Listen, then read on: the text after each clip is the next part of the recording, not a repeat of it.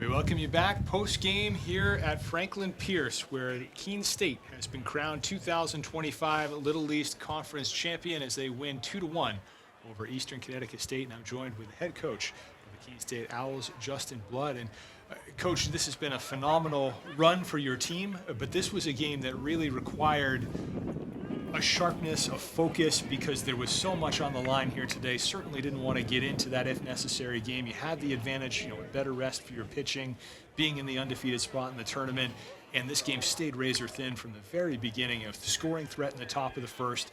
What was it like to manage in a game where it felt like the game was riding on just about every pitch?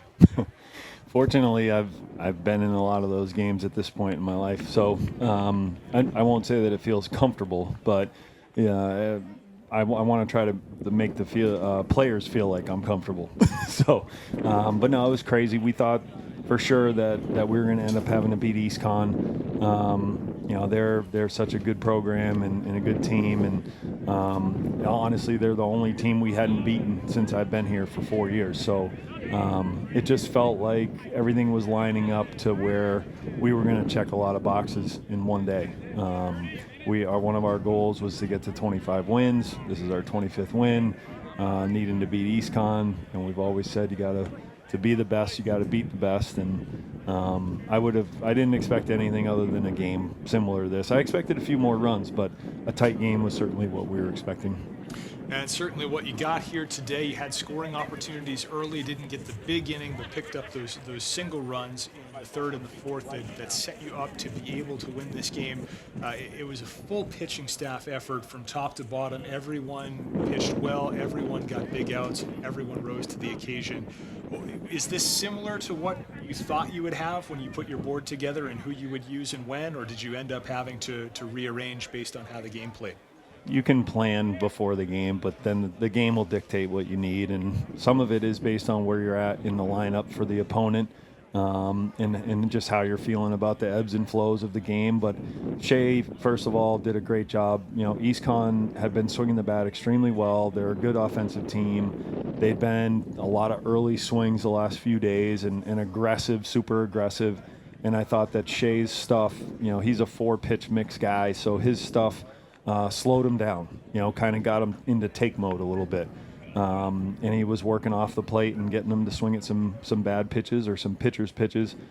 So he set the tone and kind of slowed him down. And then, Troy gave up that one homer, but I thought that his stuff looked good. And we had some righties coming up after Leonzi, and he did a great job. And then Yak, Jake is just what he is. He does a great job in any role, in any moment.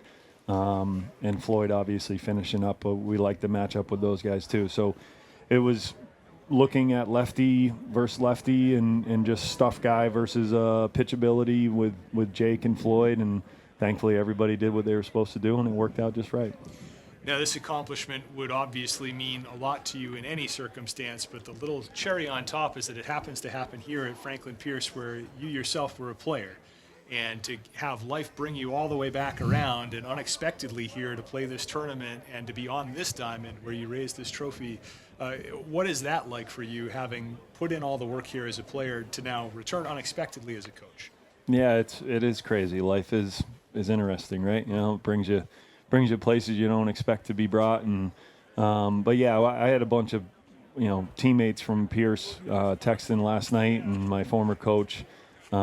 Just saying this is meant to be. You were supposed to win a championship at Pierce, and this is a Keene State championship, and super proud and happy that we were able to do that in general. But to be able to do it here definitely is a little added cherry on top, like you said. And you have this come in your 4th season as the head coach here, and certainly that doesn't sound all that out of step. You hear about program turnarounds taking about that long, but it seems like this all came together, and you really just struck oil here a few weeks ago, and it's all come pouring out in the last month. What were you seeing when you weren't getting the wins that led you to believe and be able to instill the belief that something like this was still possible, even when you're sitting at 8-13 a while ago? I've told our team a number of times since we started to kind of gain some steam that they made the change. I honestly don't think that the coaching staff, we've done the best we can to prepare them, and teach them and coach them, but they made some big changes, cultural changes, team changes that had nothing to do with necessarily on the field, what we were doing on the field. It was more of the outside the lines type of stuff that brought them closer together, and I think built some trust and brought them closer together. And we were frayed a little bit and kind of maybe falling away from each other a little bit, and that brought them back. And once that happened and we started getting some wins, like you said, it just kind of kept building momentum from there. But they took a ton of ownership and did a lot of this work on their own. And so now you do get that automatic qualification. You take that step into the NCAA tournament. You've been there at the Division I level as a head coach, and there's no way to predict who you'll play or where or how the games will take shape, but you certainly know it's an elevated level of competition. Your team's been so successful lately. What do they have to do to give themselves a chance to keep having positive results when you take this big next step?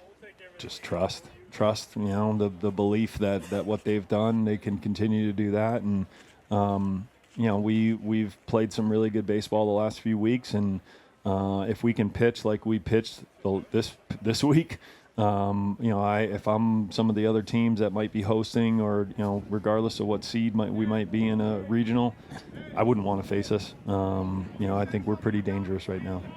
Certainly looked like it today and throughout this week. So congratulations to you again, Coach, and best of luck to you going forward in the NCAAs. All right, thank you very much. That's Justin Blood, head coach of the 2025 champion Keene State Owls here in the Little East Conference. We'll take one last break and come back to put a bow on it from Ringe. Do stay tuned here on the Owl Media Network.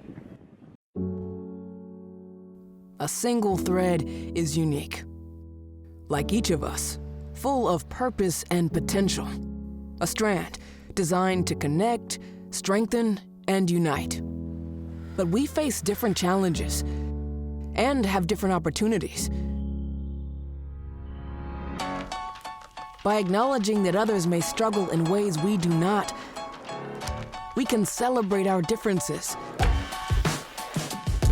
embrace each other, and fortify the ties among us. A single thread can fray, yet when it's woven with another, a bond forms. A new strength created by the fabric of the whole.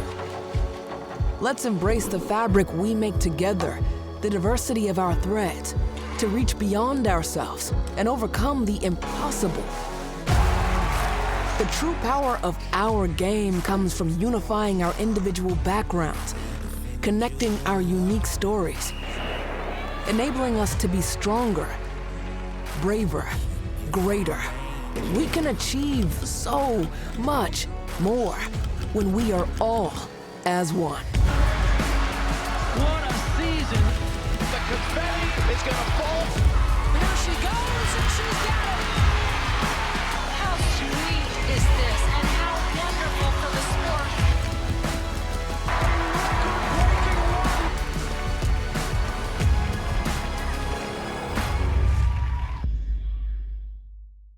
And we're back here at Dr. Pappas Field at Franklin Pierce University, Keene State College, winners of the 2025 Little East Conference Tournament to win its championship and carrying with it automatic qualification into the 2025 NCAA Tournament.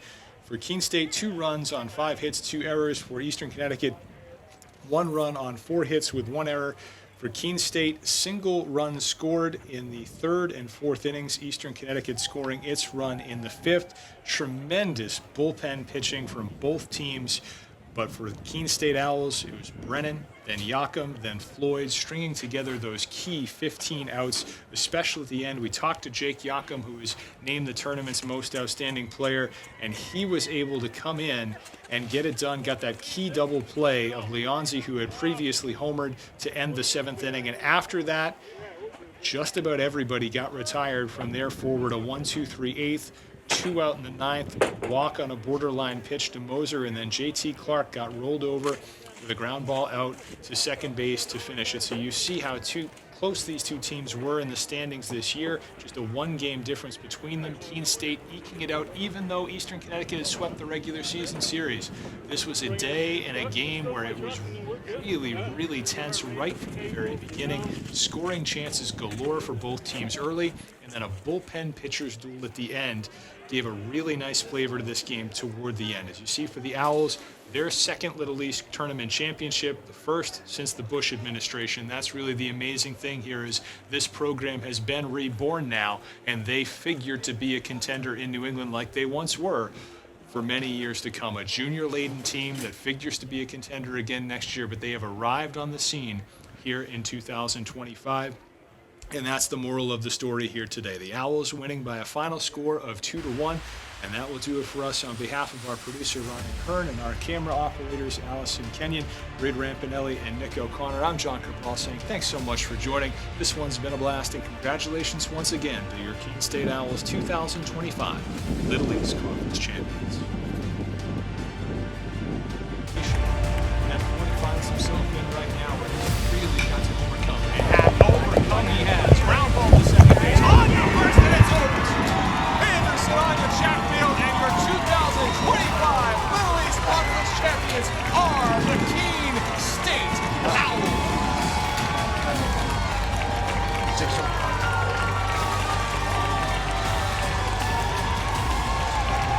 Not sure who brought the confetti, but it's flying behind home plate right now.